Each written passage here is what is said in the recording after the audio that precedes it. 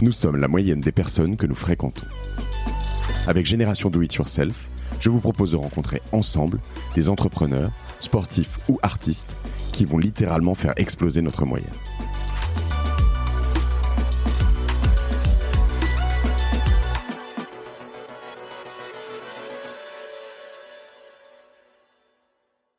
Et nous, notre concept, c'est une semaine.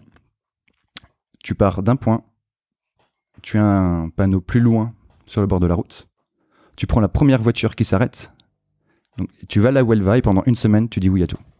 Et tu vois ce qui se passe. Donc, pas de destination.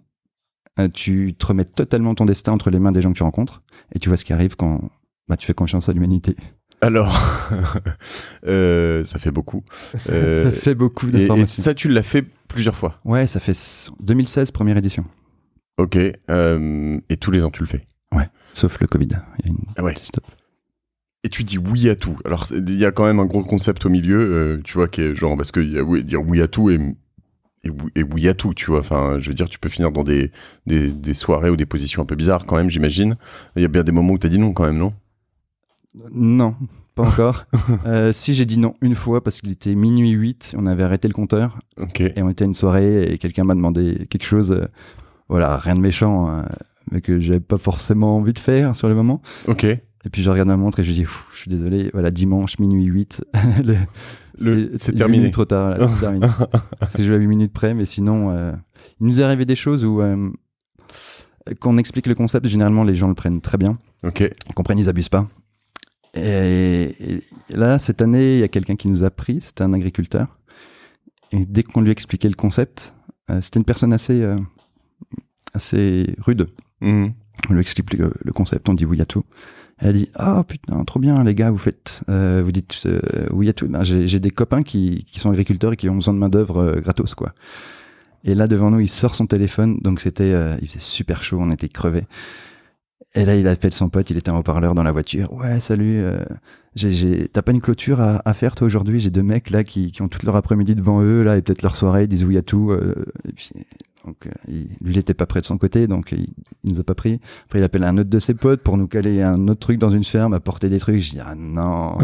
Je regarde mon pote, je dis, là, on n'a pas le choix, là, mais là, j'ai vraiment pas envie de bosser toute l'après-midi, là. Mais oui, c'est le principe. Et vous avez trouvé un truc, finalement, ou il a pas réussi? Non, il n'a pas réussi, mais finalement, c'est une drôle d'histoire parce que c'était une sacrée rencontre. Il nous invite chez lui, comme il n'arrive pas à appeler ses potes. Ouais. C'est une voiture assez vieille pour lui, qui ressemblait pas à grand chose. Et lui, c'était un sacré personnage. On n'arrivait pas. Il avait une carapace et j'arrivais pas à creuser le perso.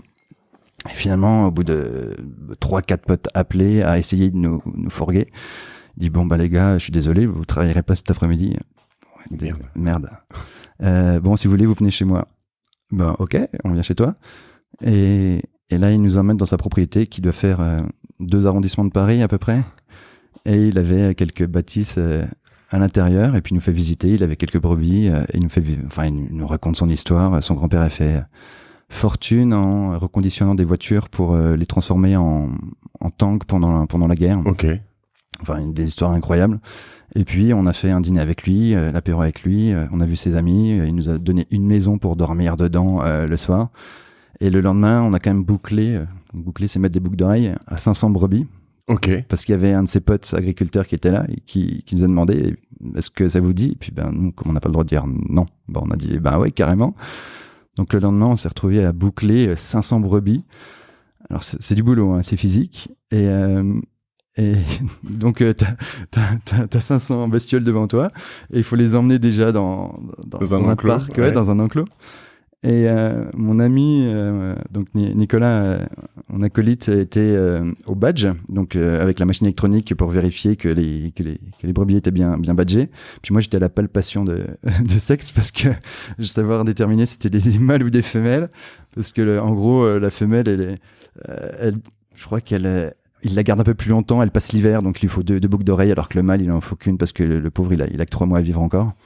Donc pendant 5-6 heures, quoi, j'ai palpé 500 brebis le lendemain. Donc c'était assez rigolo, ouais. Alors, entre si je repars de ce départ de Marseille, donc ça c'était 2015 ou 2016, c'est ça? Ouais, 2016, ouais. 2016, et donc c'est 3-4 aventures que vous avez vécues depuis. Même une petite dizaine. Ah ouais? Quasi, ouais. Vous pouvez en faire plusieurs par an? Ouais, c'est un peu une petite drogue. Ouais. Et si je prends Marseille, vous êtes arrivé où en fait? Alors, la première édition, on est parti de Marseille Ouais. et on est resté dans le sud-est. Ok. On a fait une grosse boucle en passant dans les Alpes et on est revenu près de Cannes, je crois. Donc, on a fait une boucle de 400-500 km. Ok.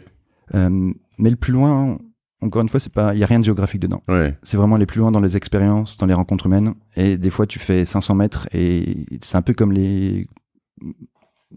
en amour. Des fois, tu as une relation amoureuse d'été qui va durer dans ton esprit beaucoup plus longtemps qu'une relation de 10 ans. Et ben, dans le plus loin, des fois, tu as des stops de 500 mètres qui vont t'apporter beaucoup plus que des stops qui vont t'emmener à 600 km. Mais donc tu dois quand même avoir des règles, parce que je veux dire, en gros, dire oui à tout, c'est un truc, mais tu pourrais finalement te retrouver, tu pars de Paris, tu fais 500 mètres, ou tu pars de Marseille, tu fais 500 mètres, et puis en fait, pendant une semaine, tu restes au même endroit. On l'a testé. Ouais. On l'a testé. Plus tu es dans la merde, plus les gens t'aident.